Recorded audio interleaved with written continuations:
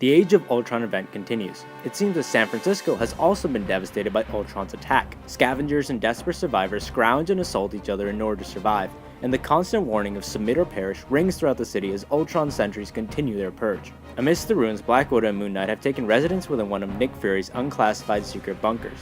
Though they are safe within its confines, they have not been left unblemished by Ultron's war. They have no means of communication, no real source of supplies, and no hope. All they can aspire to is to somehow take down Ultron, taking themselves with it. Meanwhile, across the country in New York City, Spider-Man tells the Avengers the tale of how he was caught, or at least as much as he can remember. He awoke from bed one day to find New York City already under attack. He quickly sprung to action, but just as quickly, a flash of light from a cloaked figure knocked him out. He awoke in captivity, captured by the Owl and Hammerhead, who intended to sell him to Ultron. As the Avengers begin to debate the logic of relatively low-level thugs selling heroes to the powerful Ultron, Captain America finally rises from his sullen state. Hearing Spider-Man's story, Cap now has a plan. So here's where I would normally speculate on what Cap's plan is, but I have nothing to go on, so I have no idea what he's planning. The only idea I have is that maybe he's going to use Spider-Man as bait because he knows that Ultron possibly has some need for Spider-Man. Yeah, I mean, that's a very basic understanding of the plan. Like, exactly. We don't know where he's going from here. But it's interesting that Ultron has a need for Spider-Man, if that's the case to begin with, because you're going off the words of Hammerhead and the Owl, and we're not exactly sure those are... trust reputable sources. Exactly. So, but if he does have a need for him, why do you think he wants him? I think he might have chosen Peter Parker because if he is still Doc Ock, that represents a potential threat to him because Doc Ock is a pretty smart guy.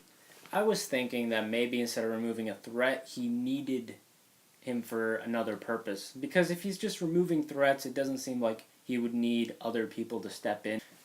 Perhaps another reason he might need him alive is Peter Parker, as Spider-Man, has that connection to the Web of Life, so that'd be kind of more of a mystical angle. It's hard to say. I think it's too soon to speculate. So in this issue, though, we do get to see a little bit more of Peter Parker. He talks about how he slept through the end of the world, and that leads me to think that maybe Ultron kind of made people go into stasis/sleep, and he was able to take over the world then, while the heroes were sleeping. I don't know. What did you think?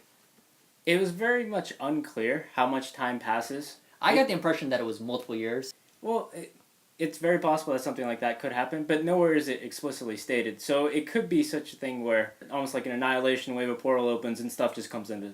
So you think the entire destruction has taken place and, like, you think only one day has passed before Peter fell asleep and then woke up and the world was over?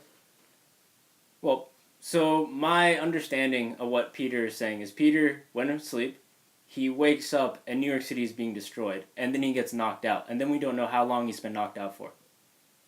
I could see that argument. But I definitely think there's been a significant amount of time has passed between kind of the present of Age of Ultron and Ultron's initial invasion. I can agree with that, but I just don't know when Peter Parker was knocked out. Regardless of how much time has passed, it is interesting that he got captured and he said his spider sense didn't go off. So that makes me think Ultron must be doing something to take away that power of Peter's.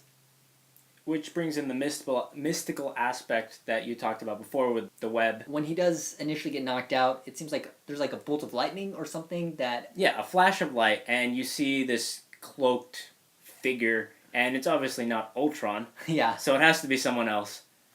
So who do you think that might be? At this point, can you...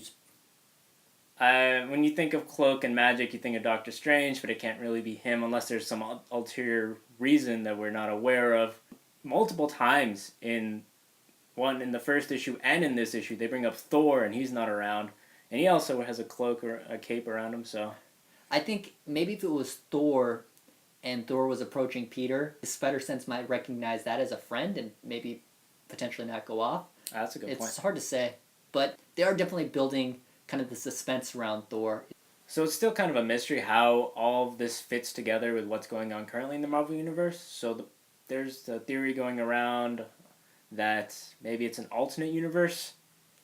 You know, like an Age of Apocalypse or... It's not an alternate universe. I think that would just be a giant, like, F-you to all the readers.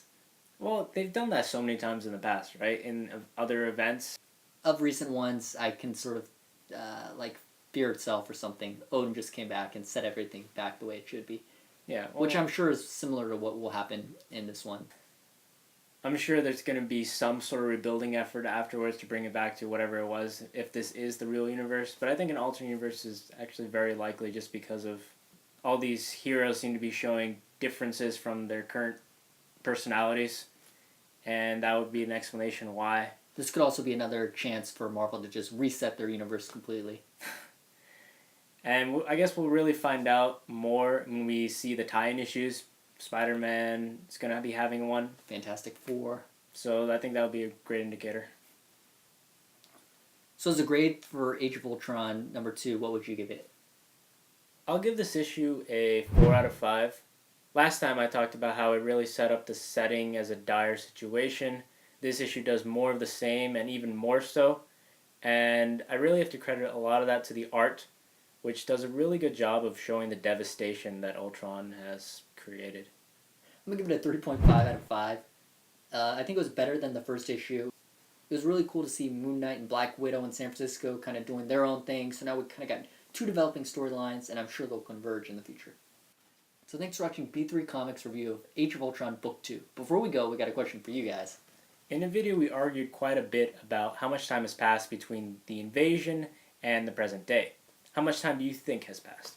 Leave your answer below in the comments, and if you like our video, give us a thumbs up. Thanks!